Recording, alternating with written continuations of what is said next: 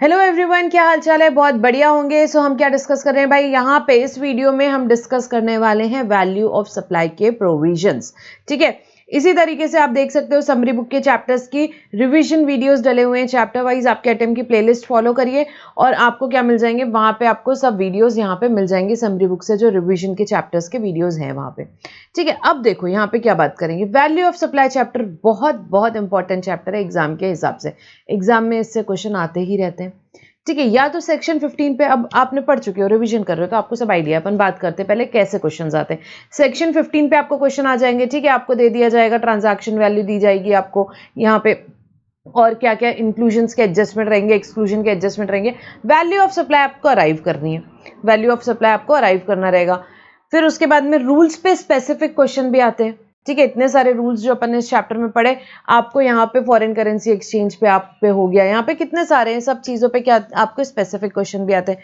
कुछ full fledge question भी आते हैं जो अपने एडवांस क्वेश्चन वाले सेक्शन में दिए, उसमें सेक्शन 15 प्लस रूल्स के कॉम्बिनेशन वाले क्वेश्चन आपको बहुत सारे पूछ लेते हैं। तो किसी भी टाइप से इसमें क्वेश्चन पूछ सकते हैं, बट प्रैक्टिकल क्वेश्चन या केस स्टडी ही आएगी आपको। केस स्टडी आप किसमें मान लो, रूल्स पे केस स्टडी आ जाएगी या प्रैक्टिकल क्वेश्चन आ जाएंगे। सेक्शन 15 पे आपको प्रैक्टिकल क्वेश्चन है, थियोरेटिकल क्वेश्चन इस चैप्टर में कुछ पूछते नहीं है। ठीक है, तो अपने को इस चैप्टर को उस एंगल से पढ़ना है और उस एंगल से इसके क्वेश्चंस अपन ने प्रैक्टिस करने हैं। अपन ने ऑलरेडी क्लास में सारे क्वेश्चंस प्रैक्टिस किए हुए हैं। अब यहाँ पे जो स्टूडेंट्स क्लास में नहीं है वो क्या कर सकते हैं, आपको चाहिए तो क्वेश्चन बैंक फ्रीली अवेलेबल है टेलीग्राम पे, आप डाउनलोड कर सकते हो। अब यहाँ पे देखो वैल्यू ऑफ सप्लाई चैप्टर करेंगे। क्या बात हुई थी वैल्यू ऑफ सप्लाई चैप्टर में भाई, वैल्यू क्या लेंगे, जीएसटी में क्या वैल्यू लेनी है, ट्रांजैक्शन वैल्यू लेंगे। ट्रांजैक्शन वैल्यू कब, जब सप्लायर और रिसिपेंट अनरिलेटेड है, सप्लाई अपने अनरिलेटेड पर्सन को किए, and price is the sole consideration, price sole consideration है, दोनों चीजें फुलफिल होती है तो वैल्यू ट्रांजैक्शन वैल्यू होगी। पर अगर सप्लाई रिलेटेड पर्सन को की, या price is not the sole consideration, या नोटिफाइड सप्लाईज है, तो उस केस में वैल्यू रूल्स के हिसाब से डिटरमाइन करनी, रूल्स के हिसाब से डिटरमाइन करनी। सो इन शॉर्ट 15(1) के हिसाब से वैल्यू क्या है, प्राइस एक्चुअली पेड और payable, that is the transaction value when supplier and recipient are not related and price is the sole consideration. उसके बाद बात आई इंक्लूजन, वैल्यू में क्या क्या इंक्लूजन कर रहे हैं। 5 इंक्लूजन दिए हुए हैं, 5 चीजें जो आपको दी हुई रहेगी क्वेश्चन में, आपको क्या करना है वैल्यू में ऐड करनी है, ट्रांजैक्शन वैल्यू में आप ऐड करोगे। ठीक है, अब आपको यहाँ पे ट्रांजैक्शन वैल्यू से ही शुरू करना है। ठीक है, आपको कोई होलसेल प्राइस दिया हुआ है उससे नहीं शुरू करना है, जो ट्रांजैक्शन जिसमें सप्लायर और रिसिपिएंट के बीच में ट्रांजैक्शन हुआ अपन ने वहां से शुरू किया। उसके बाद उसमें क्या क्या ऐड करेंगे, first taxes other than GST, जो भी टैक्स ड्यूटी सेस आपको दिया हुआ है, जो भी सप्लायर चार्ज कर रहा है यहाँ पे, other than GST, IGST, CGST, SGST, cess, कुछ भी यूटीजीएसटी, ये सब नहीं ऐड करना है। बाकी के जो टैक्सेस सेस दिए, जैसे कि क्वेश्चन में म्युनिसिपल टैक्स दिया है, एक्साइज ड्यूटी दी है, तो उस केस में इसको क्या करना है, आपको ऐड करना है वैल्यू में। एक नोट है इसी पॉइंट के लिए, देखो जो टीसीएस है, आपको अगर क्वेश्चन में कभी टीसीएस दिया हुआ है इनकम टैक्स एक्ट में, उसको नहीं ऐड करोगे आप। क्यों? Because it is an interim levy and it does not have a character of the tax. ऐसा आपको यहाँ पे क्या हुआ है, क्लैरिफिकेशन आया हुआ है कि भाई टीसीएस को नहीं ऐड करना है। सो टीसीएस क्वेश्चन में दिया है तो अपने को ऐड नहीं करने का है। सेकेंड बात आई, थर्ड पार्टी पेमेंट किया आपने, थर्ड पार्टी पेमेंट किया है यहाँ पे, मतलब कि क्या हुआ कि भाई एक्चुअली सप्लायर को पे करना चाहिए था, बट रिसिपिएंट ने पे किया and not included in price paid और पेएबल। ठीक है, एक्चुअली किसकी लायबिलिटी थी, सप्लायर की लायबिलिटी थी वो पेमेंट करने की, बट उसने रिसिपिएंट को बोल दिया भाई तू पेमेंट कर दे। कॉन्ट्रैक्ट के हिसाब से सप्लायर की लायबिलिटी थी, पर उसने रिसिपिएंट को बोल दिया तो रिसिपिएंट ने पे कर दिया और प्राइस एक्चुअली पेड और पेएबल में एडेड नहीं है। सो आपको उसको ऐड करना पड़ेगा वैल्यू में अराइव करने के लिए, थर्ड पार्टी पेमेंट्स को। उसके बाद में इंसिडेंटल एक्सपेंसेस, कोई भी इंसिडेंटल एक्सपेंसेस दिए जा सकते हैं वहां पे क्वेश्चन में, वो सब आपको ऐड करने हैं। ठीक है, एग्जाम्पल दिया है जैसे इंक्लूडिंग कमीशन दिया है, पैकिंग दिया हुआ है, ये सब आपको क्या करना है, ऐड करना है, ऐड करना है। और क्या ऐड करोगे आप, anything done by supplier, supplier कुछ भी करे in relation to supply of goods और services, anything done by supplier in relation to supply of goods और सर्विसेज, पर कब तक के, till delivery of goods, till delivery of goods और सप्लाई ऑफ सर्विसेज। उसने अगर रिसिपिएंट को चार्ज किया है तो आपको क्या करना है, वैल्यू में ऐड करना है। कुछ भी करे सप्लायर, टेस्टिंग कर लिया, इंस्पेक्शन चार्जेस है, कोई भी चार्जेस आपको दिए हुए, तो यहाँ पे कोई भी चीजें, यहाँ pay anything done by supplier in respect of goods till delivery of goods, delivery तक के का, उसके बाद का फिर वो सेपरेट ट्रांजैक्शन हो जाएगा, इस वैल्यू में नहीं आएगा। Till delivery of the goods यहाँ पे कर रहा है तो उसको आपको वैल्यू में ऐड करना है। उसके बाद इंटरेस्ट लगाया, कोई लेट फी लगाया, पेनल्टी लगाया for delay payment in consideration, late payment के लिए, किसके लिए लग रहा है interest penalty late fee, delay payment of consideration का इंटरेस्ट लेट फी पेनल्टी दिया है, वो वैल्यू में ऐड होगा, वो वैल्यू में ऐड होगा। एंड लास्ट, यहाँ पे ये पॉइंट आया नहीं, लिख लो, सब्सिडी, सब्सिडी कौन सी? जो डायरेक्टली लिंक टू प्राइस है, जो डायरेक्टली लिंक टू प्राइस है वो आपको ऐड करना है। ठीक है, आपको कोई मशीन की वैल्यू दी हुई है क्वेश्चन में, डायरेक्टली लिंक सब्सिडी है तो वो आपको ऐड करना है। Excluding subsidy provided by central government, state government, central government state government की सब्सिडी को नहीं ऐड करना है भाई, सेंट्रल गवर्नमेंट स्टेट गवर्नमेंट की सब्सिडी को बिल्कुल भी ऐड नहीं करना है। ठीक है, तो यहाँ पे देखो अपने ये इसमें सब्सिडी में 3 पॉसिबिलिटी है, मेन बुक ओपन की मैंने, देखो subsidy central government state government की अगर दी हुई है उसको नहीं ऐड करना है वैल्यू में। सब्सिडी अदर ऑर्गेनाइजेशन ने दी है फॉर एग्जांपल, ठीक है, कोई यहाँ पे एनजीओ ने दी, आपकी होल्डिंग कंपनी ने दी, किसी ने भी दिया, कोई अदर ऑर्गेनाइजेशन दी, तो आपको क्या देखना है, क्या subsidy directly link to price है, हाँ ऐसा है तो उस केस में इंक्लूड कर लो, वैल्यू में इंक्लूड कर लो, और नहीं है डायरेक्टली लिंक टू प्राइस नहीं है, subsidy is not directly link to price, then not to be included in value. तो ये 3 ही पॉसिबिलिटी है सब्सिडी की आपको दी हुई है क्वेश्चन में। तो आपको देखना है कि सब्सिडी किसने दी है, सबसे पहले गवर्नमेंट ने दी है तो नहीं ऐड करोगे, अदर ऑर्गेनाइजेशन ने दी है और लिंक टू प्राइस है तो ऐड करोगे, और यहाँ पे नहीं है लिंक टू प्राइस तो फिर नहीं ऐड करोगे। ये 3 ही पॉसिबिलिटी हो सकती है सब्सिडी की, समझ में आया क्या? उसके बाद तो ये 5 पॉइंट्स काय के इंक्लूजन्स के, कि हमने वैल्यू में क्या क्या इंक्लूड करना है। उसके बाद आता है एक्सक्लूजन्स। एक्सक्लूजन्स कहाँ दिया हुआ है? 15 सबसेक्शन 3 में। 15 सबसेक्शन 3 में पहली बात डिस्काउंट की है, दोनों भी चीजें डिस्काउंट है बट दो अलग अलग हैं। क्या डिस्काउंट जो दे रहे हैं हम बिफोर या eight the time of supply तक, बिफोर या एट द टाइम तक सप्लाई दे दी हमने डिस्काउंट और रिकॉर्ड की है इनवॉइस में।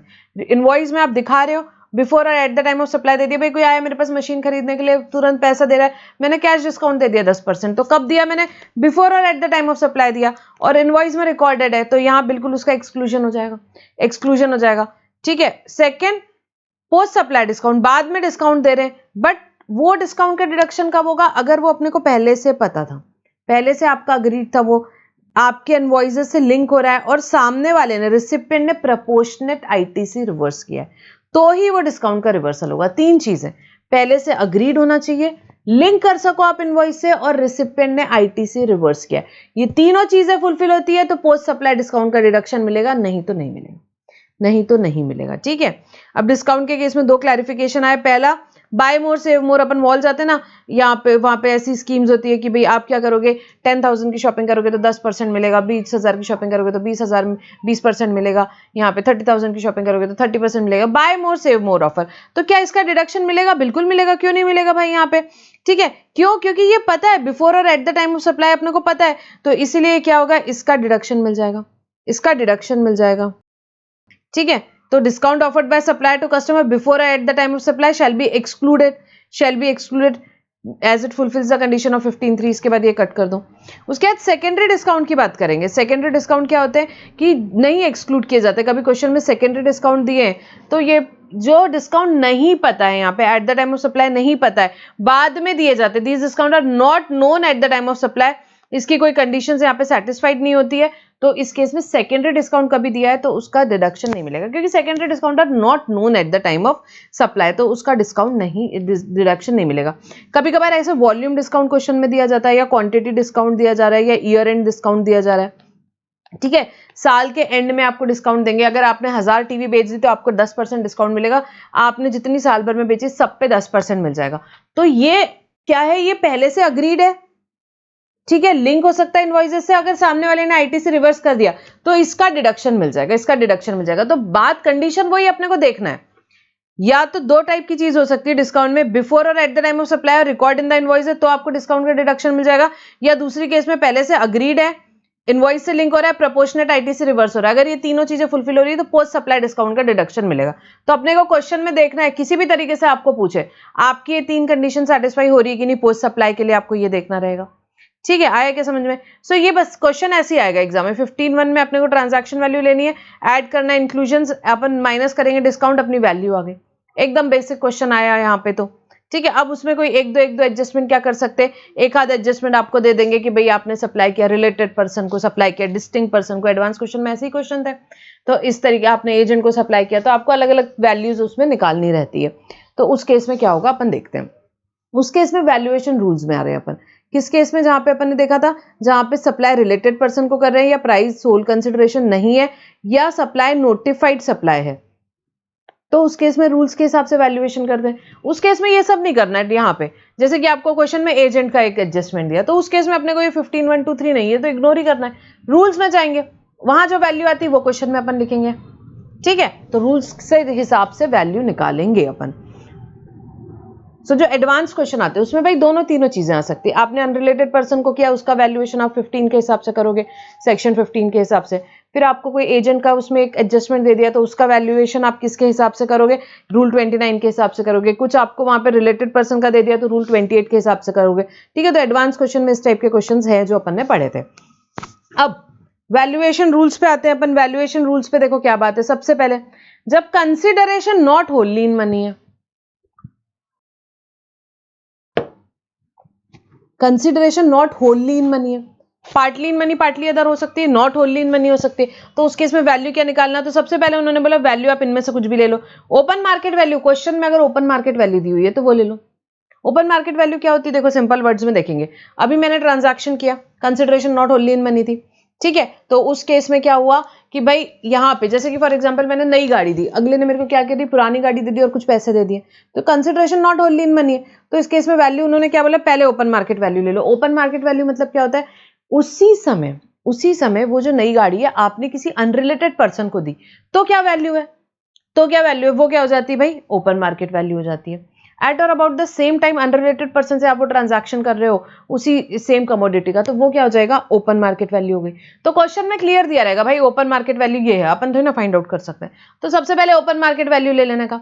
ओपन मार्केट वैल्यू नहीं है तो फिर क्या लेंगे, कंसिडरेशन इन मनी, जो भी मनी कंसिडरेशन है, और equivalent amount equal to consideration not in money, जो नॉट इन मनी का अमाउंट है उसका इक्विवेलेंट मनी कंसिडरेशन ले लेंगे। इक्विवेलेंट मनी कंसिडरेशन लेंगे, जैसे कि अपन ने अभी एग्जांपल लिया, पुरानी बाइक, नई बाइक दी, आप ओल्ड बाइक और पैसे दे रहे हो, तो क्या हो जाएगा, जो पैसे हैं प्लस ओल्ड बाइक का आपका क्या होगा, यहाँ पे इक्विवेलेंट मनी कंसिडरेशन निकालेंगे, वो वैल्यू हो जाएगी। तीसरी बात है value of like kind and quality ले लेंगे। लाइक काइंड एंड क्वालिटी का मतलब क्या होता है, ये भी बार बार रिपीट होगा। लाइक काइंड एंड क्वालिटी भाई वहां पे उसी टाइम पे क्या हुआ, जैसे कि फॉर एग्जाम्पल मैं एलजी का फ्रिज आपको दे रही हूँ, एलजी का फ्रिज मैं आपको दे रही हूँ, उस टाइम पे क्या हुआ कि अब यहाँ पे consideration not only in money, परंतु मैं किसी और को सैमसंग का सेम कैरेक्टरिस्टिक्स का सेम क्वालिटी का फ्रिज दे रही हूँ, तो उसका वैल्यू ले लेंगे। वो क्या होता है, लाइक काइंड एंड क्वालिटी होता है, लाइक काइंड एंड क्वालिटी। तो कभी क्वेश्चन में लाइक काइंड एंड क्वालिटी दी हुई है तो वो ले लो, उसके बाद वो सब नहीं मिल रहा है आपको तो फिर रूल 30-31 इन दैट ऑर्डर लगा लो। रूल 30-31 इन दैट ऑर्डर लगा दो। देखो रूल 30-31 क्या है पहले देख लेते हैं, बार बार आएगा। सो पहले बेसिकली रूल 27 में क्या पड़े, एक बार रिपीट करते हैं फटाक से। वैल्यू ले सकते हो आप consideration not only in money, उसके इसमें open market value, equivalent money consideration, like kind and quality का, उसके बाद रूल 30-31 लगा लो। What is rule 30, cost plus 10% markup.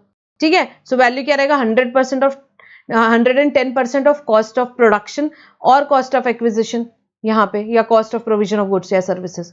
ठीक है, तो गुड्स के केस में 110% ऑफ कॉस्ट ऑफ परचेज हो सकता है, यहाँ पे कॉस्ट ऑफ एक्विजिशन हो सकता है। सर्विस के केस में जो भी प्रोविजन ऑफ सर्विस का जो वैल्यू है उसका 110%, कॉस्ट प्लस 10% मार्कअप वाली बात है रूल 30 में।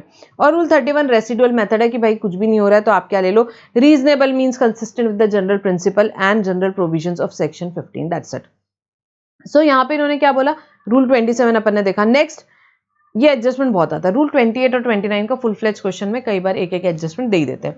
क्या बात है उसमें, सप्लाई कर रहे हो आप डिस्टिंक्ट पर्सन को या रिलेटेड पर्सन को। किसको सप्लाई किया भाई, या तो अपन ने डिस्टिंक्ट पर्सन को सप्लाई किया या रिलेटेड पर्सन को सप्लाई किया, अदर देन एजेंट, एजेंट नहीं, या डिस्टिंक्ट पर्सन या रिलेटेड पर्सन।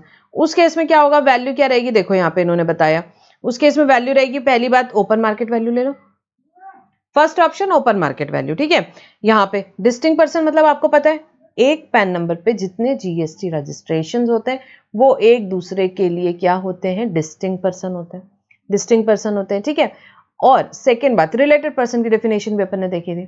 सो डिस्टिंक्ट पर्सन है या क्लियरली क्वेश्चन में दिया हुआ है आपको रिलेटेड पर्सन है, यहाँ पे उस केस में वैल्यू क्या लेना है, सबसे पहले ओपन मार्केट वैल्यू ले लो। उस इन ट्रांजैक्शंस में अपने को ट्रांजैक्शन वैल्यू इग्नोर करनी है, कितने पे ट्रांजैक्शन हुआ क्वेश्चन में दिया रहेगा उसको अपने को इग्नोर करना है, अपने को ये डेटा पे ध्यान देना है। ठीक है, तो क्या रहेगा, ओपन मार्केट वैल्यू ले लो। जैसे कि आपको दिया कि आपने यहाँ पे रिलेटेड पर्सन को सप्लाई किया 30 लाख रुपए में, अपने को उसको देखना ही नहीं है, अपने को उसके नीचे लिखा है कि ओपन मार्केट वैल्यू उस ट्रांजैक्शन का 35 लाख था, तो अपन 35 लाख लेंगे। ठीक है, तो ओपन मार्केट वैल्यू ले लो। नहीं है वो तो value of like kind and quality ले लो। नहीं है वो तो रूल 30-31 के हिसाब से निकाल लो, 30-31 के हिसाब से निकाल लो। ठीक है, ये समझा, ये 3 पॉइंट्स दिए हैं पहले तो। उसके बाद उन्होंने बोला कि यहाँ पे सप्लायर को एक ऑप्शन दिया कि अगर गुड्स के केस में गुड्स एज सच बेच रहा है कौन, रिसिपिएंट, आपने जिसको सप्लाई किया, मतलब आपका रिलेटेड पर्सन, डिस्टिंक्ट पर्सन जो भी है, वो एज सच गुड्स आगे बेच रहा है, तो उस केस में आप क्या ले सकते हो, 90% of price charge by recipient to its unrelated customer. समझा कि जैसे कि मिस्टर ए है, उन्होंने मिस्टर बी को सप्लाई किया, ए और बी क्या है, रिलेटेड पर्सन है फॉर एग्जांपल, बी आगे सी को सप्लाई कर रहा है। अब अपन किसका वैल्यू निकालना है, अपने को इसका वैल्यू निकालना है, इस ट्रांजैक्शन का, ए और बी के बीच का। तो इस ट्रांजैक्शन के लिए वैल्यू उन्होंने बोला क्या, कि बी जो सी को सप्लाई कर रहा है और बी और सी अनरिलेटेड पर्सन है, तो जो बी और सी का सप्लाई है इस प्राइस का 90% आप वैल्यू ले लो ए और बी के ट्रांजैक्शन के लिए, ए और बी के ट्रांजैक्शन के लिए। समझा कि अभी अपन क्विक रिवीजन कर रहे हैं तो अपन डिटेल में नहीं जा सकते, बट ये आपको समझ में आया आपको क्या लेना है। क्वेश्चन में जो ट्रांजैक्शन रहेगा, इनका जो प्राइस है बी और सी के बीच के प्राइस का 90% प्राइस ले लो ए और बी के बीच के ट्रांजैक्शन के लिए। ये ऑप्शन दिया है कि आप ये भी ले सकते हो, सप्लायर को ऑप्शन दिया है। और सेकेंड बात बोली, जहां recipient is eligible for full ITC, मतलब कि फॉर एग्जाम्पल इसी ट्रांजैक्शन पे अपन बात करते हैं, क्या बात हो रही, ए और बी का ट्रांजैक्शन है, दोनों रिलेटेड पर्सन है। अब B is eligible for full ITC, तो उस केस में उन्होंने क्या बोला कि जो भी वैल्यू डिक्लेयर करोगे इनवॉइस में हम उसको मान लेंगे। यहाँ पे तुमने 200 रुपए भी डिक्लेयर किया ए और बी के बीच के इनवॉइस में, तो हम वो भी मान लेंगे। क्यों? क्योंकि बी एलिजिबल है फुल आईटीसी के लिए, बी एलिजिबल है फुल आईटीसी के लिए, तो आप जो वैल्यू लोगे हम वो ले लेंगे। तो अपने को क्वेश्चन में पूरा डेटा देखना है कि भाई क्या क्या डेटा दिया हुआ है। ठीक है, आपको ओपन मार्केट वैल्यू भी दी हुई है और आपको ये भी दिया हुआ है, तो आप क्या कर सकते हो, आप वहां पे आपको नोट लिख देना है कि भाई आपने ये अमाउंट ले लिया है। ठीक है, जो वैल्यू कम आएगी अपन वही लेंगे, बेनिफिशियल टू द एसएससी के हिसाब से। आया समझ में? सो रिलेटेड पर्सन और डिस्टिंक्ट पर्सन के केस में क्या बात है, ओपन मार्केट वैल्यू ले लो, value of like kind and quality ले लो, रूल 3031 के हिसाब से वैल्यू ले लो, या यहाँ पे सप्लायर को क्या ऑप्शन दिया, 90% of price charge by recipient to its unrelated customer आप ले लो। समझा क्या? और जब recipient is eligible for full ITC है, तो जो भी value declared in the invoice है उसको आप ओपन मार्केट वैल्यू ले लो, उसको ही आप ओपन मार्केट वैल्यू मान सकते हो। जो भी वैल्यू डिक्लेयर्ड इन इनवॉइस है उसको ही आप ओपन मार्केट वैल्यू मान सकते हो, और वो आपने ले लेना है। ये तो पहला पार्ट हुआ। ठीक है, रिलेटेड पर्सन और डिस्टिंक्ट पर्सन के बीच में। सेकेंड बात की उन्होंने, रिलेटेड पर्सन के बीच में अगर ट्रांजैक्शन कॉर्पोरेट गारंटी का है, कॉर्पोरेट गारंटी का है, तो उस केस में वैल्यू क्या लेना, तो उस केस में उन्होंने वैल्यू ली है 1% ऑफ गारंटी ऑफर्ड, जो भी अमाउंट ऑफ गारंटी है उसका 1%, और actual consideration which ever is higher, और actual consideration which ever is higher आपने क्या ले लेनी, वैल्यू ले लेनी है, वैल्यू ले लेनी है। और जब भी recipient eligible for full ITC है, तो जो भी वैल्यू डिक्लेयर कर रहे हैं उसी को वैल्यू ऑफ सप्लाई मान लेंगे, उसी को वैल्यू ऑफ सप्लाई मान लेंगे। ठीक है, तो कॉर्पोरेट गारंटी के केस में वैल्यू क्या है, 1% of amount of such guarantee और actual consideration which ever is higher, which ever is higher. आया क्या समझ में? उसके बाद ये बात होगी डिस्टिंक्ट पर्सन रिलेटेड पर्सन की। एजेंट के केस में बहुत सिंपल चीज याद रखनी है अपने को। क्या देखना है अपने को भाई, एजेंट्स के केस में किसकी बात हो रही है, गुड्स की बात हो रही है। गुड्स आपने यहाँ पे एजेंट के थ्रू, एजेंट प्रिंसिपल के बीच का ट्रांजैक्शन है, तो वैल्यू उन्होंने बोला कि आप इनमें से कुछ भी ले सकते हो। क्या? पहली चीज ओपन मार्केट वैल्यू, या 90% of price charge by the recipient to its unrelated customer for supply of like kind and quality. ठीक है, तो या तो ओपन मार्केट वैल्यू ले लो, क्वेश्चन में जो भी दिया हुआ है, ओपन मार्केट वैल्यू दिया तो ओपन मार्केट वैल्यू ले लो। अगेन यहाँ पे ए प्रिंसिपल है, बी क्या है, एजेंट है, बी ने सी को बेचा है, बी और सी अनरिलेटेड पर्सन है। ए और बी क्या है, ए प्रिंसिपल है, बी एजेंट है। तो इस केस में अपन किसका वैल्यू निकाल रहे हैं, ए और बी के बीच का ट्रांजैक्शन का। तो उन्होंने क्या बोला, या तो ओपन मार्केट वैल्यू ले लो, ओपन मार्केट वैल्यू ले लो, मतलब ए इस टाइम डी को सप्लाई कर रहा है, ठीक है, वो अनरिलेटेड पर्सन है, तो वो वाला प्राइस ले दो, that is the open market value. या जो ए और बी के बीच में ट्रांजैक्शन हो रहा है यहाँ पे, ठीक है, उसके आगे बी और बी ने सी को वो चीज यहाँ पे सेल करी, बी ने सी को जो लाइक काइंड एंड क्वालिटी का बेचा, उसका 90% ले लो। बी और सी के बीच के ट्रांजैक्शन का 90% प्राइस ले लो ए और बी का वैल्यू करने के लिए। आपके पास ऑप्शन है, जो मन करे ए का ओपन मार्केट वैल्यू लेना है वो ले, 90% of price charge by B to C लेना है वो ले, जो उसको लेना है ले ले। ठीक है, जो कम रहेगा वही ले लेंगे, बेनिफिशियल टू एसएससी क्वेश्चन में। ठीक है, नहीं मिल रहा है वो सब, तो वैल्यू एज पर रूल 3031 निकाल लो, खत्म बात। नहीं मिल रहा है तो क्या कर लोगे आप, यहाँ पे कॉस्ट प्लस 10% ले लो, या रीजनेबल मीन्स ले लो।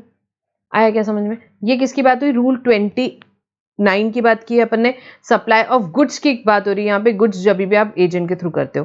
फिर रूल 30 आता है, भाई ऊपर कहीं कुछ काम नहीं बैठ रहा है तो क्या ले लेंगे, 110% of cost of production, cost of acquisition of goods and services. अपने क्वेश्चन में और कोई डेटा नहीं दिया हुआ है, कॉस्ट का डेटा दिया हुआ है, तो अपने को कॉस्ट प्लस 10% वैल्यू बता देनी है उनको। रीजनेबल मीन्स फिर रेसिड्यू मेथड आ जाती है, वो क्या बोलती है कि वैल्यू अगर आप कहीं और नहीं डिटरमाइन कर रहे हो तो आप कैसे निकालोगे। Reasonable means consistent with the principle and general provision of section 15 and valuation rules, उसके हिसाब से आप निकाल सकते हो।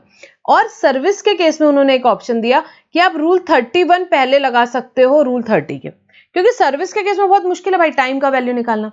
Cost of provision of service और उसका 10% extra 110%, so cost of provision of service निकालना बड़ा मुश्किल है।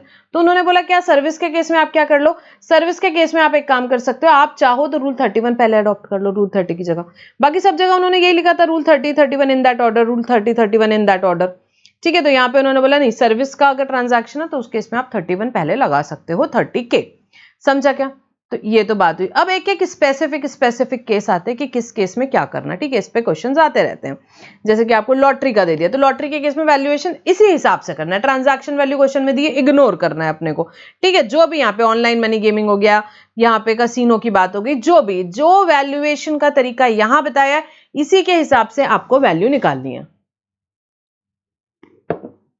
देखो बहुत सारे क्वेश्चन अपने प्रैक्टिस किए। ठीक है, क्वेश्चन बैंक में इसके। So value of supply of lottery की बात करेंगे। Chance to win betting gambling horse racing in a race club. ठीक है, तो सबसे पहले लॉटरी की बात करते हैं। लॉटरी के केस में क्या बोला भाई, लॉटरी क्या है, स्पेसिफाइड एक्शनेबल क्लेम याद है अपने को। तो लॉटरी के केस में बहुत ही सिंपल है, वैल्यू क्या है 100/128 निकालना है आपको। किसका, फेस वैल्यू निकाल लो या price notified in the official gazette निकाल लो। ठीक है, इन दोनों में जो भी हायर होगा उसका 100/128 कर दो, दैट्स इट। क्या क्या, फेस वैल्यू या जो प्राइस नोटिफाइड है in the official gazette, price notified है इन द ऑफिशियल गैजेट, ये दोनों निकाल लो आप। इनमें से जो भी हायर है उसका 100/128 कर दो, आपका वैल्यू आ जाएगा लॉटरी का। अब आपको दिया हुआ है वहां पे एक्चुअल प्राइस दिया हुआ है, इग्नोर कर देगा, अपने को नहीं, अपने को क्या लगेगा फेस वैल्यू या प्राइस नोटिफाइड, उसका 100/128 वैल्यू रहेगा लॉटरी के ट्रांजैक्शन में। आया क्या समझ में? Next, actionable claim in the form of chance to winning bet gambling और हॉर्स रेसिंग, इसकी बात करो तो याद है कि क्वेश्चन में देखा था मैंने, बेटिंग का 1-2 बार पूछा हुआ है। सो क्या रहना 100% ऑफ फेस वैल्यू ऑफ बेट। ठीक है, सो बेटिंग गैम्बलिंग हॉर्स रेसिंग में क्या बोला भाई, बेट के केस में 100% ऑफ वैल्यू ऑफ द बेट, और यहाँ पे क्या बात हो रही है भाई, यहाँ पे हॉर्स रेसिंग वगैरह amount paid to the totalizer. आया क्या समझ में? उसके बाद ऑनलाइन मनी गेमिंग कसिनो, इस पे अपन ने 2 क्वेश्चंस देखे थे, याद है कि आपको। इसमें आपसे क्या पूछ रहा है कि भाई वैल्यू, क्वेश्चन में क्या पूछी थी 2 चीजें, आरटीपी एमटीपी का था कि वैल्यू क्या रहेगी और उसको अमाउंट पे कर रहे हैं, उसने अपना अमाउंट विड्रॉ किया तो उसको कितना अमाउंट पे कर रहे हैं ऑनलाइन मनी गेमिंग में कसिनो में।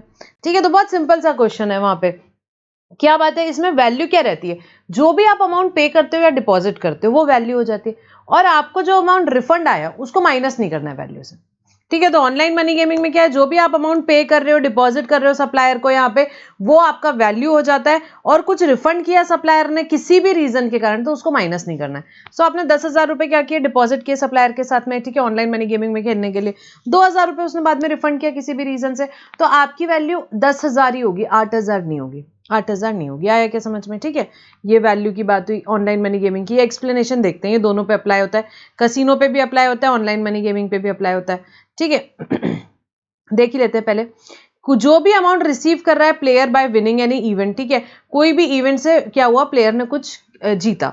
ठीक है, ऑनलाइन मनी गेमिंग में भी फॉर एग्जांपल उसने कुछ जीता तो उसने उसको विड्रॉ नहीं किया, वो पैसा उसने वापस यूज कर लिया, तो उसको वापस से अमाउंट पेड नहीं माना जाएगा और उसको वैल्यू में नहीं इंक्लूड किया जाएगा। जैसे कि फॉर एग्जांपल कोई गेम उसने जीता, उसमें उसने 5,000 रुपए जीते, 5,000 रुपए जीते और उसने उसको काय के लिए यूज कर लिया, वापस से खेलने के लिए यूज कर रहे हैं, तो उस केस में क्या बोला इन्होंने कि भाई उसको वैल्यू में ऐड नहीं करेंगे, ठीक है। सेकेंड बात आती है यहाँ पे क्या, कसिनो के केस में वैल्यू क्या है भाई, जो भी आपने अमाउंट पे किया, यहाँ पे आप पे करने वाले हो किस चीज के लिए, आप कसिनो जाते हैं, जो भी टोकन चिप्स वगैरह खरीदा उसके लिए जो आपने यहाँ पे क्या किया, अमाउंट पे किया, वो वैल्यू हो जाएगी। सेकंड, वहां पे कोई गेम में पार्टिसिपेट किया, उस गेम में पार्टिसिपेट करने के लिए कुछ आपने पैसा दिया क्योंकि टोकन वगैरह नहीं चल रहे थे, तो वो वैल्यू हो जाएगी। जैसे कि आपने क्या किया, 20,000 रुपए का तो टोकन खरीदे, 2,000 रुपए कोई गेम में खेलने के लिए लिए, तो आपकी वैल्यू 22,000 हो जाएगी, 22,000 हो जाएगी।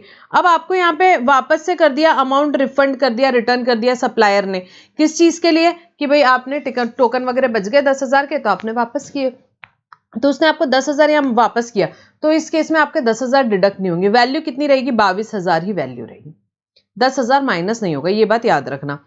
और इसमें भी वही बात आती है कि अगर वो कुछ जीता और वो अमाउंट उसने वापस यूज कर लिया क्या चीज, गेम खेलने के लिए, तो उसको आपको वैल्यू में नहीं कंसीडर करना है। जैसे कि उसने 5,000 रुपए जीते, उसने वापस से यूज कर लिया खेलने के लिए, 5,000 का वैल्यू में कोई इफेक्ट नहीं रहेगा। वैल्यू इस केस में 22K ही रहेगी, 22K ही रहेगी। ठीक है, आएगा समझ में। उसके बाद स्पेसिफाइड एक्शनेबल क्लेम के केस में टाइम ऑफ सप्लाई क्या होता है, अपने टाइम ऑफ सप्लाई वाले चैप्टर में भी डिस्कस किया। क्या रहेगा, जब वो पैसा यहाँ पे आ रहा है, जब वो पैसा यहाँ पे आ रहा है, वही आपका क्या रहेगा, वैल्यू रहेगा, वैल्यू रहेगा। When the supplier is receiving requiring tax payment upon receiving such payment on such supplies. So जब भी उसका पैसा आ रहा है, यहाँ पे स्पेसिफाइड एक्शनेबल क्लेम जो भी है, lottery, betting, gambling, casino, horse racing, online money gaming, सभी केसेस में जब वो पैसा आ रहा है तभी उसकी वैल्यू रहेगी। ठीक है, 2 क्वेश्चंस हैं क्वेश्चन बैंक में, एक बार देखना हो तो देख लेना, बहुत सिंपल सा क्वेश्चन आता है इसका एग्जाम में। उसके बाद में परचेज और क्या रूल 32 पे आएंगे। रूल 32 में अलग अलग यहाँ पे रूल्स हैं। सबसे पहला है फॉरेन करेंसी के केस में। तो अब फॉरेन करेंसी के केस में वैल्यू क्या लेना, तो 2 ऑप्शन दिए उन्होंने, 2 ऑप्शन दिए, ऑप्शन 1 या ऑप्शन 2 यहाँ पे आपको दिया हुआ है। अब आपने दोनों में से एक ऑप्शन लेना है। आप जो भी ऑप्शन लोगे साल भर वही ऑप्शन रहेगा। ठीक है, आप विड्रॉ नहीं कर सकते।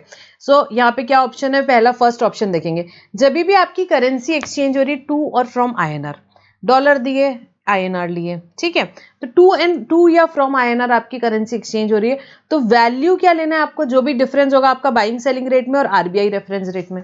जो भी बाइंग सेलिंग रेट है उसको कंपेयर करोगे RBI रेफरेंस रेट से, दोनों के बीच का जो डिफरेंस है multiply by total units of currency, आपका क्या हो जाएगा, वैल्यू हो जाएगा, वैल्यू हो जाएगा। सेकेंड, अगर आपका RBI रेफरेंस रेट ही नहीं अवेलेबल है उस दिन का, RBI रेफरेंस रेट नहीं है, तो उस केस में क्या करना है अपने को, 1% of gross amount of INR provided receive by the person. जो भी आपको US डॉलर भी दिए हुए हैं, आपको क्या करना है, पहले INR में कन्वर्ट कर लो, INR में कन्वर्ट करके 1% निकाल लो, वो उसका आपका वैल्यू हो जाएगा, अगर आपका RBI रेफरेंस रेट नहीं है। थर्ड बात क्या बोली उन्होंने, अगर दोनों भी करेंसी यहाँ पे आपकी किस में नहीं हो रही है, आपकी दोनों भी करेंसी INR में ही एक्सचेंज नहीं हो रही है, आपने US डॉलर्स दिए, पाउंड्स लिए, तो उस केस में वैल्यू क्या लेंगे, तो उन्होंने बोला उस केस में दोनों को पहले कन्वर्ट करो INR में, US डॉलर को भी करो, पाउंड को भी कन्वर्ट करा अपन ने INR में, दोनों का यहाँ पे क्या करेंगे, 1% ऑफ लेसर ऑफ 2 अमाउंट ले लेंगे, 1% ऑफ लेसर ऑफ 2 अमाउंट ले लेंगे, यहाँ पे क्या बात हो जाएगी, वो वैल्यू हो जाएगी 1% of lesser of the 2 amount of the person changing money would have receive by converting them into INR on the reference rate of RBI। ठीक है, RBI रेफरेंस रेट से दोनों को मल्टीप्लाई करेंगे, INR में कन्वर्ट करेंगे, दोनों में से जो भी कम होगा उसका 1% वैल्यू ले लेंगे। तो या तो ये एक ऑप्शन हो सकता है, ठीक है, या ऑप्शन 2 क्या है, यहाँ पे स्लैब रेट टाइप दिया है कि आपने करेंसी कितने की एक्सचेंज की, INR में अप टू 1 लाख की, तो उस केस में 1% और 250 rupees which ever is higher. 1 lakh से ज्यादा की और 10 लाख तक के की तो 1000 प्लस 0.5% आप ले लोगे। यहाँ पे 10 लाख से ज्यादा की करी तो उस केस में 5500 plus 0.1% subject to maximum of 60,000, subject to maximum of 60,000। ठीक है, तो ये स्लैब रेट रहेगा, तो अब ये याद ही रखना पड़ेगा। इसके भी अपने क्वेश्चंस किए थे, एकदम सिंपल सिंपल क्वेश्चन अपने क्वेश्चन बैंक में है। उसके बाद एयर ट्रैवल एजेंट के केस में अगर बात करें तो वैल्यू क्या लेनी है, एयर ट्रैवल के एजेंट के केस में वैल्यू क्या लेनी है, तो बहुत सिंपल बात है, बेसिक फेयर का यहाँ 5% डोमेस्टिक बुकिंग के केस में, इंटरनेशनल बुकिंग्स के केस में 10% of basic fair. What do you mean by basic fair, जिसपे जनरली कमीशन पे किया जाता है, जिसपे जनरली कमीशन पे किया जाता है। तो आपको क्वेश्चन में बेसिक फेयर दिया है, अदर चार्जेस दिए हैं अपने को, फिर उसके बाद में टैक्सेस दिए हैं, तो वो सब टैक्सेस वैक्सेस को इग्नोर करना है, अपने को क्या पकड़ना है, बेसिक फेयर। जो बेसिक फेयर क्वेश्चन में दिया रहेगा, तो उसको डोमेस्टिक बुकिंग में 5% ले लो वैल्यू, इंटरनेशनल बुकिंग में 10% ले लो वैल्यू, दैट्स इट। उसके बाद लाइफ इंश्योरेंस बिजनेस, इसका भी अपन ने वो क्वेश्चन किया था अरिहंत वाला, याद है क्या। तो देखो इसमें क्या है, अब इसमें क्या देखना है, लाइफ इंश्योरेंस का क्वेश्चन अपने को जब भी आया तो पॉलिसी कौन सी है, पॉलिसी कौन सी है वो अपन देखेंगे। तो अगर आपकी पॉलिसी ड्वेल बेनिफिट वाली पॉलिसी है, मतलब उसमें रिस्क कवरेज भी है, इन्वेस्टमेंट भी है, रिस्क कवरेज भी है, इन्वेस्टमेंट भी है, तो उस केस में वैल्यू क्या होगी, जो भी ग्रॉस प्रीमियम है minus amount allocated for investment, amount allocated for investment, अगर वो अलोकेशन पॉलिसी होल्डर को बताया गया है at the time of collection of premium, अगर वो उसको बताया गया है at the time of collection of premium, तो उस केस में gross premium minus amount allocated for investment value हो जाएगा। सिंगल प्रीमियम एन्युटी पॉलिसी है तो 10% ऑफ सिंगल प्रीमियम चार्ज हो जाएगा, 10% ऑफ सिंगल प्रीमियम चार्ज हो जाएगा वैल्यू। और बाकी सारे केसेस में क्या हो जाएगा, 25% of premium charge from the policy holder in the first year, 25% first year में, और बाकी के सालों में 12.5%। ठीक है, बाकी के सालों में सब्सिक्वेंट ईयर में 12.5%। ठीक है, इसके भी अपन ने क्वेश्चन किए थे। Above not to apply for entire premium is towards risk cover, simple words में अगर बोलो तो कि अगर पूरी की पूरी पॉलिसी रिस्क कवर की है तो उस केस में वैल्यू क्या हो जाती है, पूरा का पूरा प्रीमियम, एंटायर प्रीमियम जो हो जाता है आपका वो वैल्यू हो जाता है। आपकी पूरी की पूरी पॉलिसी किसकी है? सिर्फ रिस्क कवर की, तो पूरा का पूरा प्रीमियम क्या हो जाएगा? वैल्यू हो जाएगा। That's it in simple words, ठीक है। उसके बाद नेक्स्ट पॉइंट पे आएंगे, buying and selling of second hand goods, ठीक है। मार्जिन स्कीम अपन ने पढ़ी थी, याद है कि मार्जिन स्कीम के केस में सेकेंड हैंड डीलर्स के लिए आई। क्या बोला उस केस में? वैल्यू क्या ले लो आप भाई? Selling price minus buying price ले लो। Selling price minus buying price, that is the margin जो है वो आपका वैल्यू हो जाएगा। नेगेटिव आता है तो इग्नोर कर दो, नेगेटिव आता है तो इग्नोर कर दो। अब यहाँ पे उन्होंने बोला ये जो मार्जिन स्कीम है किसको लग जाएगा? जो गुड्स रीपजेस हो रहे हैं अनरजिस्टर्ड बोरोअर से, उस केस में भी ये लग जाएगा। उस केस में क्या लोगे आप? परचेज प्राइस क्या लेना है आपको उन्होंने बताया, तो उन्होंने बोला परचेज वैल्यू आप ले लो जितने में भी उसने परचेज किया था, -5% पर क्वार्टर और part there from the date of purchase till the date of disposal. ये क्या आएगी? परचेज वैल्यू आएगी, परचेज वैल्यू आएगी। फिर उसको आपको वैल्यू निकालना है ट्रांजैक्शन की, तो उसमें सिंपल है, selling price minus purchase price, आप वैल्यू निकाल लो, आपकी वैल्यू आ जाएगी। समझ में आया क्या? ठीक है। तो ये रीपजेस किया आपने गुड्स अनरजिस्टर्ड बोरोअर से, तो उस केस में उन्होंने बोला कि परचेज वैल्यू कैसे निकालेंगे? परचेज वैल्यू कैसे निकालेंगे? तो जितने में भी उसने परचेज किया था -5% पर क्वार्टर और पार्ट देयर ऑफ ले लो, तो आपके पास परचेज प्राइस आ गई, ठीक है। वो परचेज प्राइस ले लो, सेलिंग प्राइस में से उसको कंपेयर करो और क्या आ जाएगी? वैल्यू आ जाएगी आपकी। कूपन वाउचर के केस में सिंपल सी बात है, जितने में भी वो रिडीम हो सकता है वाउचर, वही वैल्यू हो जाएगी, ठीक है। Notified services between distinct person, इसका भी कुछ आया नहीं है, ठीक है। उसके बाद rule 33, supply as a pure agent. अगर आप प्योर एजेंट, और प्योर एजेंट में भी अपन दोनों एक दो क्वेश्चन किए थे, ठीक है। तो प्योर एजेंट के केस में इन्होंने क्या बोला कि जो भी कॉस्ट इनकर करता है supplier as a pure agent of the recipient, उसको एक्सक्लूड करना है वैल्यू से। क्या बात किया? जो भी कॉस्ट इनकर कर रहा है supplier as a pure agent of recipient, उसको आपको एक्सक्लूड करना है वैल्यू से। अब प्योर एजेंट का मतलब क्या होता है? जिसका भी यहाँ पे कॉन्ट्रैक्चुअल अरेंजमेंट है, ना उसका टाइटल है, ना वो होल्ड करता है एनी टाइटल, वो यूज नहीं करता गुड्स अपने इंटरेस्ट के लिए, और वो एक्चुअल जो अमाउंट उसने इनकर किया वही रिकवर करता है, वो प्योर एजेंट होता है। सो अगर सप्लायर एक्ट कर रहा है as a pure agent, payment उसने अलग से इनवॉइस में बताया है, ये जो सर्विसेज वो दे रहा है वो अपनी सर्विसेज के अलावा किए हैं, ठीक है। कोई एग्जाम्पल, कोई जो सीएस है वो क्या कर रहा है, यहाँ पे वो सीएस कोई कंपनी के रजिस्ट्रेशन के काम कर रहा है, तो उसने कुछ यहाँ पे आरओसी की फीस वगैरह पे की अलग से, तो वो अपनी जो यहाँ पे कंसल्टेंसी सर्विसेज दे रहा है, रजिस्ट्रेशन का काम कर रहा है, वो बात अलग हो गई। और उसने जो आरओसी के लिए पेमेंट किया वो उतना ही अमाउंट 800 रुपये हुआ, 800 रुपये उसने क्लाइंट से लिए, आरओसी में पे किए यहाँ पे, तो वो क्या कर रहा है? वो एज अ प्योर एजेंट कर रहा है, वो अमाउंट सेपरेटली इंडिकेट कर रहा है, एक्चुअल अमाउंट उसने रिसीव किया है, तो इस केस में वो 800 रुपये उसके वैल्यू में इंक्लूड नहीं होंगे, वो इसके लिए प्योर एजेंट हो जाएगा, प्योर एजेंट हो जाएगा, ठीक है। तो प्योर एजेंट जो भी यहाँ पे एक्सपेंसेस करता है, किसके लिए? यहाँ पे प्योर एजेंट जो भी एक्सपेंसेस करता है यहाँ पे रिसिपिएंट के लिए, वो क्या होगा? वैल्यू में ऐड नहीं होगा, उसकी वैल्यू में ऐड नहीं होगा वो, ठीक है। उसके बाद नेक्स्ट रेट ऑफ एक्सचेंज क्या लेना भाई यहाँ पे? तो रेट ऑफ एक्सचेंज यहाँ उन्होंने बोला कि भाई आपका वैल्यू, आपको एक्सचेंज करके वैल्यू निकालनी है यहाँ पे, तो रेट ऑफ एक्सचेंज गुड्स के केस में क्या लोगे? जो भी रेट सीबीआईसी ने नोटिफाई किया है, कब? On the date of time of supply. Time of supply आपको निकालते आता है गुड्स के केस में, ठीक है। तो सीबीआईसी ने जो रेट नोटिफाई किया on the date of time of supply, service के केस में जो भी रेट यहाँ पे गैप के हिसाब से on the date of time of supply of service, वो आप रेट ले लोगे। और वैल्यू यहाँ पे इंक्लूसिव ऑफ जीएसटी आपको दी हुई है, तो आपको वैल्यू कैसे आप यहाँ पे निकालोगे भाई? सिंपल सी बात है, जो भी वैल्यू इंक्लूसिव ऑफ जीएसटी है डिवाइडेड बाय 100 प्लस जीएसटी का रेट इंटू जीएसटी का रेट, तो आपका यहाँ पे टैक्स का अमाउंट आ जाएगा। जैसे कि आपको 22,000 दी हुई है कि this is the value including GST of 18%, तो यहाँ पे अपन ऐसे ही निकालते हैं, ठीक है। सो वैल्यू यहाँ पे जो भी वैल्यू दी हुई है divided by 100 plus tax rate, that is 118 into tax का रेट, तो ये अपना क्या आ जाएगा? टैक्स का अमाउंट आ जाएगा भाई, टैक्स का अमाउंट आ जाएगा, ठीक है। तो ये क्या रूल्स अपन ने पढ़े, रूल्स अपन ने पढ़े काय के? वैल्यूएशन के अलग अलग केस में अपन को वैल्यू कैसे निकालनी है। तो जैसे मैंने बताया एग्जाम में आपको स्पेसिफिक रूल्स पे भी क्वेश्चन आ सकते हैं, फुल फ्लेज क्वेश्चन में एक दो एडजस्टमेंट कोई भी रूल्स के भी दे सकते हैं, तो अपने को वैसे करना है, बस याद रखना है। रूल्स के केस में कुछ नहीं कर सकते, अपने को एग्जाम के पहले एक बार देख के ही जाने पड़ते हैं रूल्स कि क्या क्या है। जैसे ये स्लैब रेट है, वो ऐसे याद नहीं रहेगा आपको एग्जाम के पहले एक बार फटाफट देख के जाना पड़ेगा ये सब चीजें। उसके बाद सेक्शन 15 देख लिए, रूल्स देख लिए, अब क्या है? कुछ नोटिफिकेशन सर्कुलर्स वगैरह हैं, वो अपन यहाँ पे देख लेते हैं। फर्स्ट वाला तो अब नहीं है एप्लीकेबल, हटा दो। Next, clarification on issue of GST on airport levies. Airport levies के केस में बात करेंगे, यहाँ पे एक डायग्राम है, अपन उससे ये बात करेंगे, ठीक है। सो बेसिकली यहाँ पे देखो 3 पार्टीज इन्वॉल्व है एयरपोर्ट लेवीज के केस में, अपन यहाँ पे बात कर रहे हैं यहाँ पे, तो 3 पार्टीज इन्वॉल्व है। पहला तो एयरपोर्ट ऑपरेटर, जैसे कि मुंबई इंटरनेशनल एयरपोर्ट हो गए, उसके बाद एयरलाइंस जैसे कि इंडिको हो गई यहाँ पे, ठीक है, कोई भी यहाँ पे आप ले लो। उसके बाद पैसेंजर्स हो गए। तो यहाँ पे क्या सवाल आया पहले कि पीएसएफ यूडीएफ जो चार्जेस है यहाँ पे passenger service fees, user development fees, airport operator ने एयरलाइंस को बोला कि यार आप हमारे बिहाफ में पैसेंजर से कलेक्ट कर लो, जब टिकट के पैसे ले रहे हो उसी टाइम ले लो। तो यहाँ पे पैसेंजर ने क्या किया, यहाँ पैसेंजर से किसने चार्ज किया, एयरलाइंस ने पीएसएफ यूडीएफ ले लिया किससे, पैसेंजर से, और यहाँ पे किसको दे दिया भाई, एयरपोर्ट ऑपरेटर्स को as a pure agent. Actual amount जो रिसीव किया वही अमाउंट आगे एयरपोर्ट ऑपरेटर्स को दे दिया। सवाल यह है कि इस पे जीएसटी कौन पे करेगा, तो गवर्नमेंट ने बोली क्लियर बात है भैया एयरपोर्ट ऑपरेटर्स ही पे करेंगे। सो इस पे जीएसटी पे करने की रिस्पॉन्सिबिलिटी किस पे है, एयरपोर्ट ऑपरेटर्स ही इस पे जीएसटी पे करेंगे गवर्नमेंट को, पीएसएफ यूडीएफ पे। ये तो पहला ट्रांजैक्शन हो गया।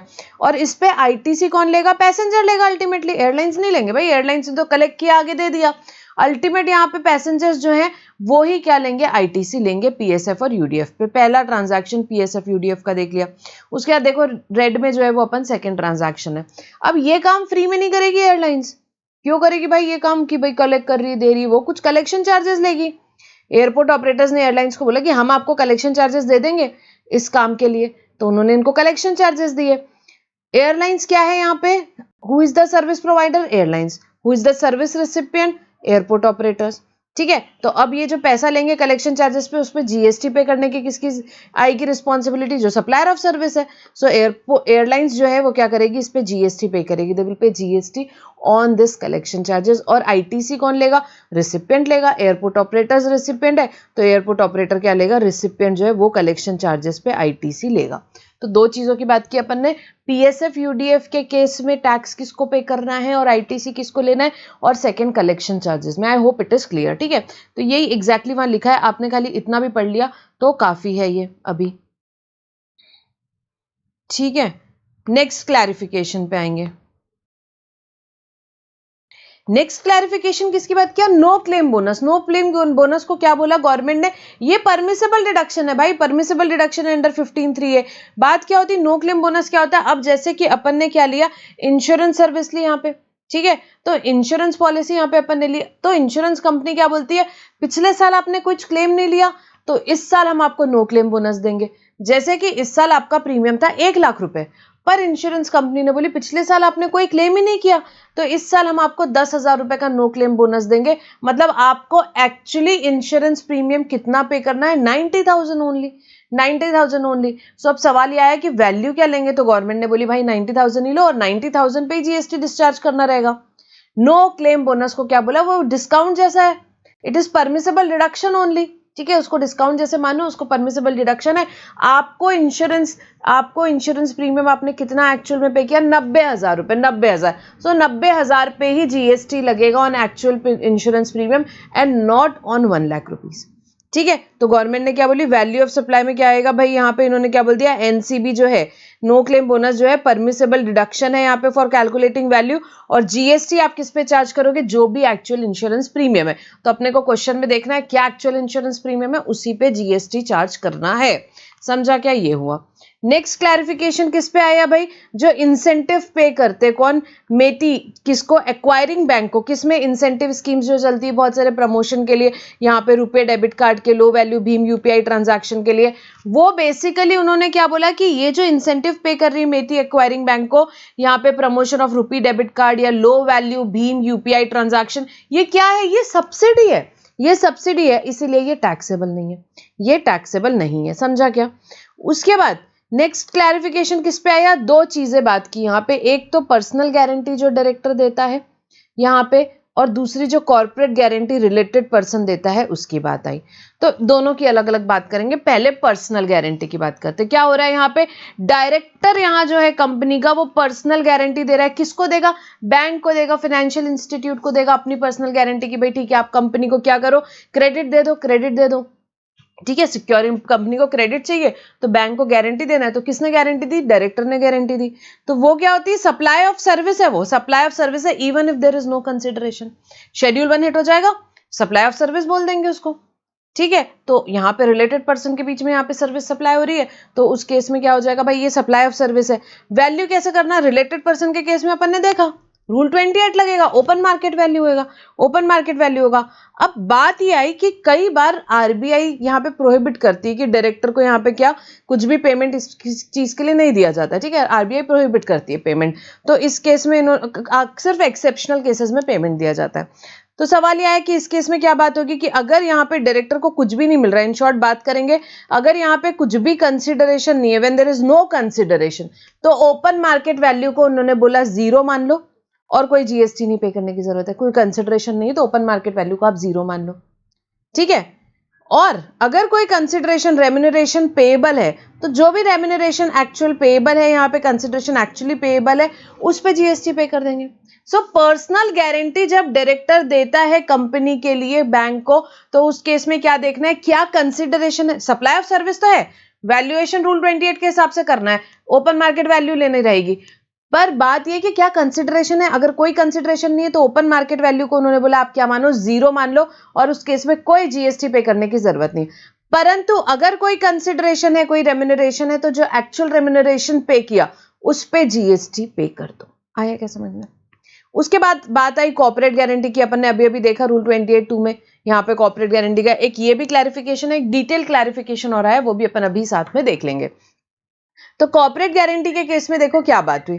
कॉर्पोरेट गारंटी केस में बड़ी सिंपल सी बात हुई कि भाई कॉर्पोरेट गारंटी यहाँ पे कौन देगा, एक रिलेटेड कंपनी दूसरी कंपनी के लिए देगी, या एक होल्डिंग कंपनी यहाँ पे अपनी सब्सिडरी के लिए दे रही है, ठीक है। तो जब भी रिलेटेड पर्सन क्या दे रहा है, कॉर्पोरेट गारंटी दे रहा है, तो उस केस में वो क्या सर्विस है, yes it is supply of service. Schedule 1 के हिसाब से सप्लाई ऑफ सर्विस हो जाता है भाई, रिलेटेड पर्सन है, supply of service between related person, तो सप्लाई हो जाता है even if there is no consideration, even if there is no consideration, this is supply, first thing. Second, value कैसे लेना, तो उन्होंने बोला रूल 28(2) आ गया, उसके हिसाब से आप वैल्यू लो। वैल्यू क्या होगी, 1% of guarantee amount, guarantee amount का 1% और actual consideration which ever is higher, actual consideration which ever is higher, ठीक है। सो जैसे ये रूल 28(2) आया तो बहुत ज्यादा डाउट होने लगे, तो गवर्नमेंट ने क्या किया, बहुत डिटेल क्लैरिफिकेशन दिया, बहुत सारे पॉइंट्स में जो इंडस्ट्री में डाउट था वो क्लैरिफाई किया गवर्नमेंट ने। सबसे पहला पॉइंट क्या बात आई, ये जो रूल 28(2) था ये कब से आया था भाई, यहाँ पे इट वाज इफेक्टिव फ्रॉम 26/10/23।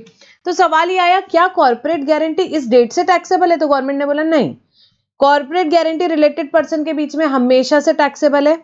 फर्क बस ये है कि यहाँ पे इस डेट के पहले बिफोर 26/10/23 ओल्ड रूल 28 लगता था, अब क्या लगेगा, यहाँ पे जो भी यहाँ पे गारंटी इशू हुई है, रिन्यू हुई है इस डेट से ऑन और आफ्टर दिस डेट, उस पे न्यू रूल 28(2) लगेगा। That's it. सबसे पहली बात आई कि these were always taxable. Second बात आई कि जब लोन यहाँ पार्टली और नॉट अवेल्ड है उस केस में क्या होगा, तो गवर्नमेंट ने क्लियर बोला लोन डिसबर्स से कोई फर्क ही नहीं पड़ता, एंटायर गारंटी अमाउंट पे वैल्यू किस हिसाब से कैलकुलेट करनी, गारंटी अमाउंट से। सो लोन कितना डिस्पर्स हुआ है यहाँ पे उससे कोई फर्क नहीं पड़ता है, ठीक है। ITC can be avail, recipient क्या कर सकता है, full value of guarantee amount का क्या कर सकता है, आईटीसी बिल्कुल अवेल कर सकता है। उसके बाद आया अगर अपना लोन टेक ओवर हो गया यहाँ पे, तो उस केस में क्या होगा, ठीक है, एक बैंक से दूसरे बैंक पे अपना लोन टेक ओवर हो गया तो गवर्नमेंट ने बोला कि ठीक है लोन टेक ओवर हो रहा है तो कोई प्रॉब्लम नहीं, इस पे कोई जीएसटी अट्रैक्ट नहीं होता है, टेक ओवर ऑफ लोन पे कोई जीएसटी अट्रैक्ट नहीं होता है यहाँ पे। पर अगर न्यू या रिन्यूड कॉर्पोरेट गारंटी इशू हुई, नई गारंटी इशू हुई या यहाँ पे रिन्यू गारंटी इशू हुई, तो उस केस में यहाँ पे उस केस में क्या होगा, जीएसटी पेएबल आएगा, उस केस में जीएसटी पेएबल आएगा। उसके बाद आया जीएसटी ऑन मल्टीपल को गारंटर्स, यहाँ पे मल्टीपल को गारंटर्स रहेंगे तो उस केस में क्या होगा, तो उस केस में गवर्नमेंट ने बोला उस केस में भी वही होगा, 1% ऑफ गारंटी अमाउंट और actual consideration which ever is higher, वैसे ही आपको निकालना रहेगा।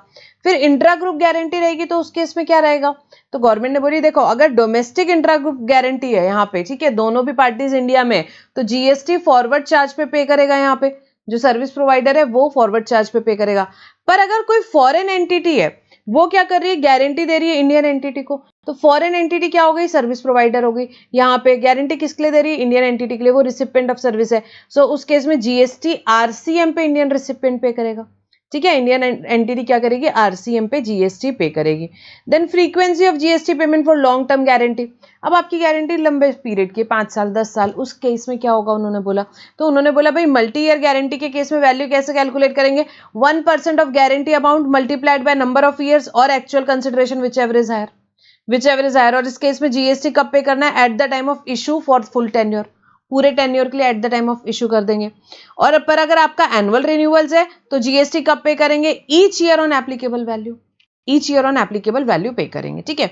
फिर benefit of value declared in the invoice, if full ITC available, अगर पूरा आईटीसी अवेलेबल है तो उस केस में जो भी वैल्यू डिक्लेयर्ड इन इनवॉइस है वही वैल्यू ऑफ सप्लाई हो जाएगा, ठीक है। अपन ने पढ़ा था रूल 28(2) में, अगर फुल आईटीसी अवेलेबल है रिसिपिएंट को तो जो भी वैल्यू डिक्लेयर्ड है वही क्या हो जाएगी? वैल्यू ऑफ सप्लाई हो जाएगी। फिर सवाल आया कि एक्सपोर्ट ऑफ सर्विस में क्या होगा, तो उन्होंने बोला 28(2) अप्लाई नहीं होता भाई एक्सपोर्ट ऑफ सर्विस के केस में।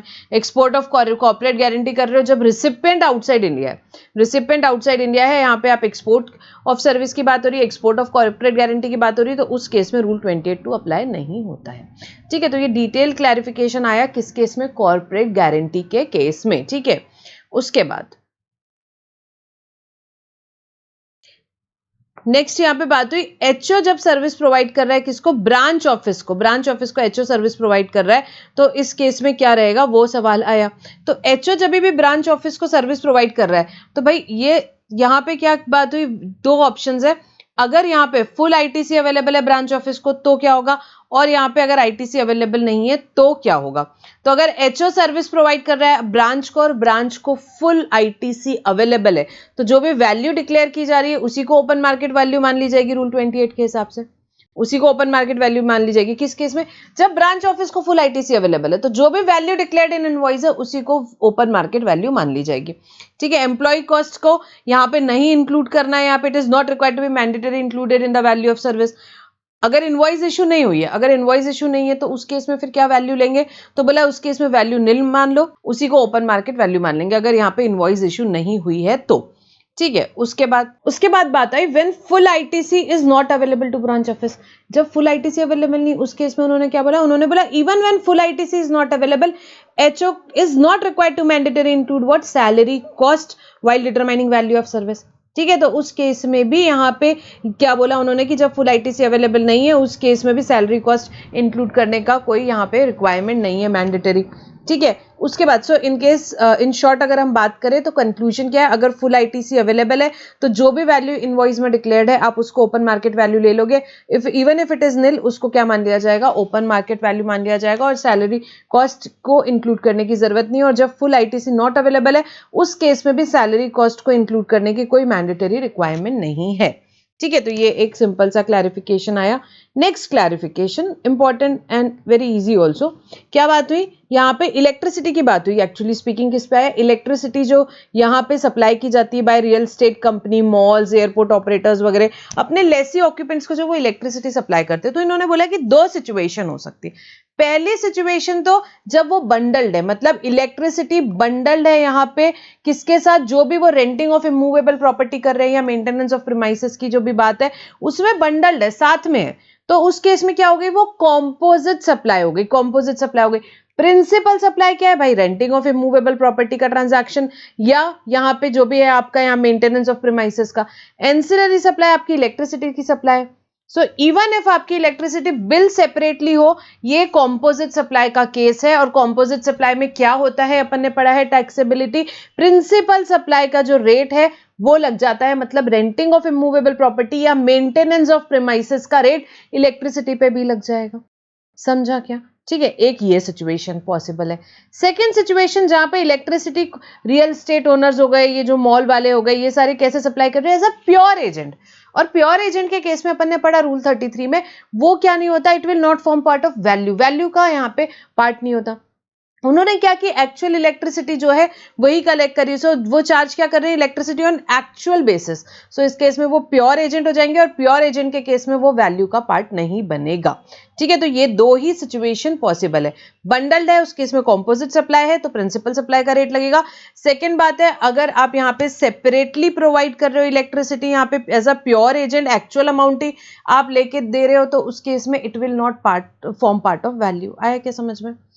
उसके बाद एक क्लैरिफिकेशन आया कि इस पे import of service related person, यहाँ पे जब रिलेटेड पर्सन के बीच में हो रही है उसकी बात हुई। यहाँ पे जब recipient is eligible for full ITC, so क्या हुआ? डिपार्टमेंट ने डिमांड्स रेज करी किस पे? रजिस्टर्ड पर्सन पे।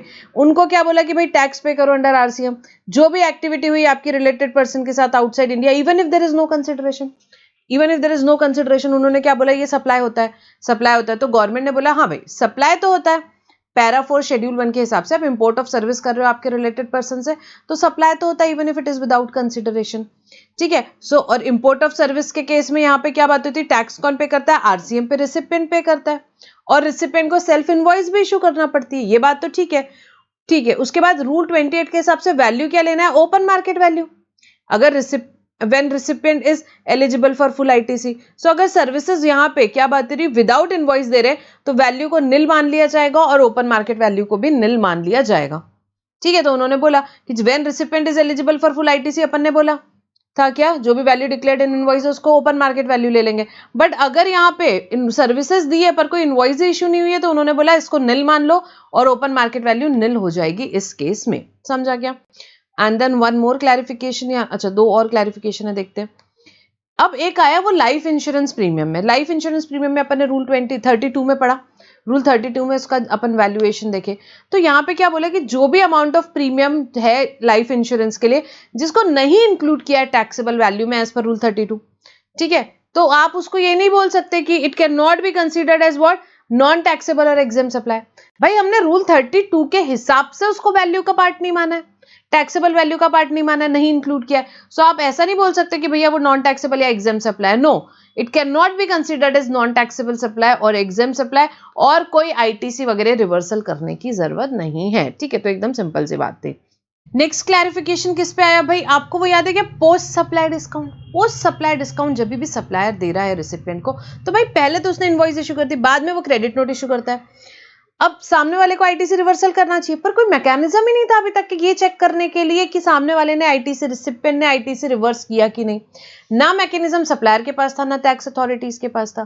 तो अब गवर्नमेंट क्या बोली कि अगर तो अमाउंट 5 लाख रुपए पर एनम तक के का है तो उस केस में सेल्फ सर्टिफिकेट दे दे रिसिपिएंट। क्या बात हुई, 5 लाख रुपए पर एनम तक के का है तो सेल्फ सर्टिफिकेशन रिसिपिएंट दे दे, और amount more than 5 lakh rupees per annum है तो उस केस में सर्टिफिकेट किसका लगेगा, सीएसीएमए का सर्टिफिकेट दे दे, सीएसीएमए का सर्टिफिकेट दे दे। और सर्टिफिकेट पे क्या क्या रहेगा भाई, यूडिन नंबर जो भी जनरेट होगा वो रहेगा, डिटेल्स रहेंगे किसके, क्रेडिट नोट के और किसके, ठीक है, क्रेडिट नोट के, इनवॉइस का नंबर रहेगा, क्या आईटीसी का अमाउंट रिवर्सल हुआ है हर एक क्रेडिट नोट पे वो रहेगा, और फॉर्म डीआरसी 03 या रिटर्न जिसके थ्रू रिवर्सल हुआ है वो रहेगा, जिसके थ्रू आईटीसी रिवर्सल हुआ है वो रहेगा। ठीक है, सो इन शॉर्ट यहाँ पे क्या बोला, 5 लाख रुपए पर एनम तक के का अमाउंट है तो उस केस में सेल्फ सर्टिफिकेशन चाहिए रिसिपिएंट का, उससे ज्यादा का अमाउंट है तो अपने को क्या चाहिए भाई, यहाँ पे अपने को सर्टिफिकेट चाहिए सीए या सीएमए का विद डिटेल्स। समझा क्या? तो ये एक और क्या देखा अपन ने, क्लैरिफिकेशन। यहाँ पे अपने क्लैरिफिकेशंस कंप्लीट होते हैं। तो इस चैप्टर में अपन ने क्या क्या पढ़ा, सेक्शन 15 रूल्स और क्लैरिफिकेशन। ज्यादा इंपॉर्टेंट सेक्शन 15 है और रूल्स है, ज्यादातर उसमें ही क्वेश्चंस एग्जाम में आते हैं। सो यहाँ पे हमारा वैल्यू ऑफ सप्लाई का डिस्कशन कंप्लीट होता है। भाई वीडियोस अच्छे लग रहे हैं तो लाइक करो, सब्सक्राइब करो और फ्रेंड्स के साथ शेयर करो। और समरी बुक क्वेश्चन बैंक आपके पास नहीं है तो डाउनलोड करो, कहाँ से, टेलीग्राम में अवेलेबल है। So I hope this discussion was helpful for you. So we'll stop our discussion over here. Thank you for now.